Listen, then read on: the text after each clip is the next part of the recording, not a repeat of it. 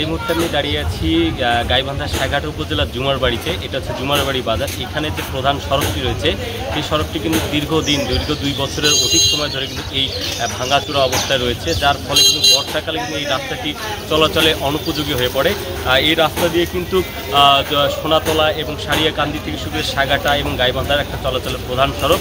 এই সড়কটি এইরকম খানাখন্দে ভরার কারণে কিন্তু এখানকার স্থানীয় বাসিন্দা বা যারা এখানে চলাচল করে তাদের জন্য কিন্তু চলাচল অনুপযোগী হয়ে পড়েছে। আমি তো আরেকটু বলে রাখি, এই রাস্তা দিয়ে কিন্তু অনেক স্কুল কলেজের শিক্ষার্থীরা যাতায়াত করে এবং এই রাস্তাটি খানাখন্দে ভরার আরেকটি কারণ হিসেবে বলা হয়েছে যে এইখানে যে ট্রাক্টরগুলো চলে এসেছে তাদের ওভারলোডের কারণে কিন্তু এই ঘটনা ঘটছে।